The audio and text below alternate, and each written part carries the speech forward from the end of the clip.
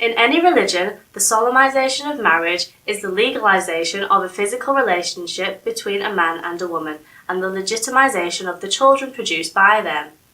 In Islam, it is known as nikah, a civil contract in which a woman does not lose her individuality. Her personality is not merged into that of her husband.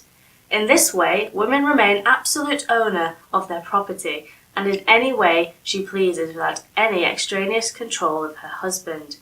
The woman is not even required to take her husband's name, though many women may take it if they choose to. Polygamy is permitted in Islam, but is more of an exception rather than the rule. The endorsement of the Quran of having up to 4 wives came at a time when there was continual warfare, which produced large numbers of widows who were left with little or no provision for themselves and their children. In these circumstances, polygamy was encouraged as an act of charity. The widows were usually mothers of many children. Polygamy is no longer commonly practiced, as the Quran clearly states that wives need to be treated fairly and equally, a difficult requirement. If a husband wishes to take a second wife, he should not do so if the second marriage will be detrimental to the first.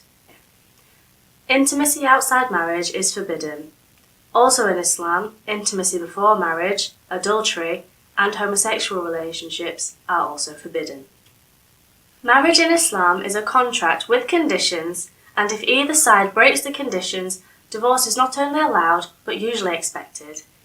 If, for example, a husband is being cruel to his wife, then there is no point in suffering.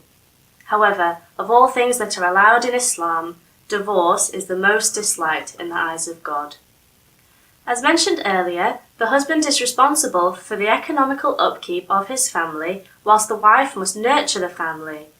The husband has to work to support his family.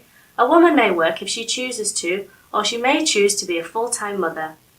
Either way, her property is her own, while her husband must spend of his property to look after his family.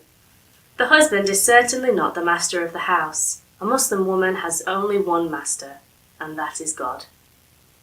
The husband is required to help with the household chores, as was the practice of the Prophet, peace be upon him, who undertook this task, including mending his own clothes.